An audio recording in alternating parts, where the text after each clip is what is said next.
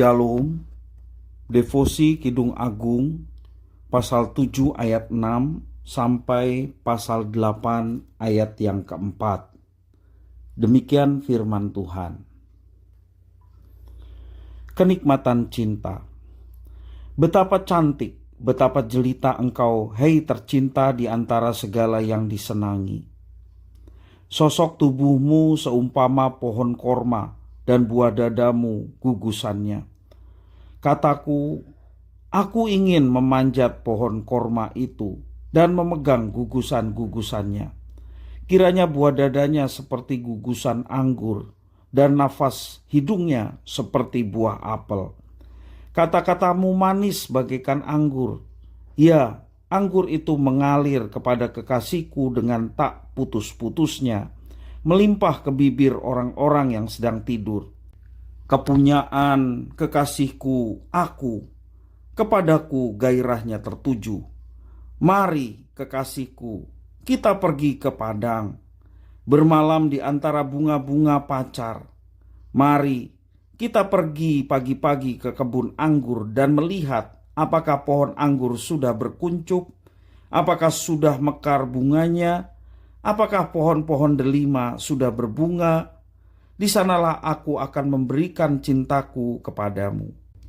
Semerbak bau buah dudaim, dekat pintu kita ada pelbagai buah-buah yang lezat, yang telah lama dan yang baru saja dipetik. Itu telah kusimpan bagimu kekasihku. Oh, seandainya engkau saudaraku laki-laki, yang menyusu pada buah dada ibuku, akan kucium engkau bila kujumpai di luar, karena tak ada orang yang akan menghina aku. Akan kubimbing engkau dan kubawa ke rumah ibuku, supaya engkau mengajar aku. Akan kuberi kepadamu anggur yang harum untuk diminum, air buah delimaku.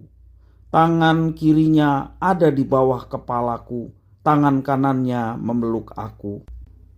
Kusumpahi kamu putri-putri Yerusalem, mengapa kamu membangkitkan dan menggerakkan cinta sebelum diingininya? Bapak, Ibu, saudara-saudara yang dikasihi oleh Tuhan, kepada yang tercinta sudah selayaknya yang terbaik diberikan. Karena begitu besar cinta kasih Tuhan kepada ciptaannya manusia, Sang Putra Allah Yesus Kristus pun diberikan untuk dunia. Betapa bersyukurnya kita dapat mengenangkan kisah kasih ilahi itu. Cinta ilahi menjadi kisah sejarah keselamatan yang pantas dikenang melalui perayaan iman.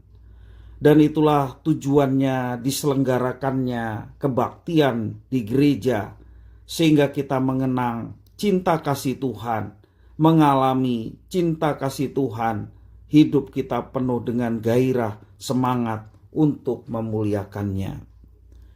Dalam Kidung Agung pasal 7 ayat 6 sampai pasal 8 ayat 4 dapat menjadi inspirasi bagaimana perayaan iman dalam liturgi gereja, dan itu mesti terjadi dan dinikmati oleh setiap orang percaya. Itulah kenikmatan cinta dari setiap perayaan iman, karena ada gairah kebaktian umat Tuhan. Dan kiranya kebaktian umat Tuhan diperkenan oleh Tuhan. Bagaikan mempelai laki-laki yang memuji kekasih hatinya. Di dalam ayat yang ke-6 mengatakan, betapa cantik, betapa jelita engkau, hai tercinta di antara segala yang disenangi.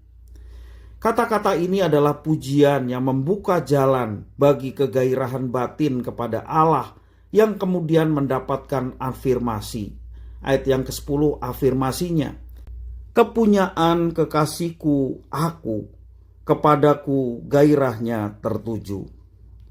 Ini adalah pertemuan yang membuka kesempatan dialog batin, perjumpaan yang benar-benar menyukakan hati, sehingga melahirkan kepenuhan kebahagiaan. Begitulah hakikatnya ibadah di gereja yang mementaskan hubungan sangat intim antara Sang Pencipta, Tuhan, dengan gerejanya yang diciptakannya. Keintiman ini mewujudkan kesatuan antara Tuhan dan umatnya. Betapa indahnya Tuhan Sang Pencipta berkenan bersekutu dengan umatnya. Mari kita rayakan itu dalam sukacita yang besar ketika kita berbakti kepada Tuhan dalam ibadah-ibadah yang diselenggarakan di gereja. Sehingga nama Tuhan dimuliakan melalui penyembahan, melalui pujian kita dalam ibadah. Dan kita pun boleh mengalami lawatan Tuhan, bentuk cinta kasih-Nya untuk kita menjalani kehidupan yang seturut dengan kehendak-Nya. Tuhan Yesus memberkati.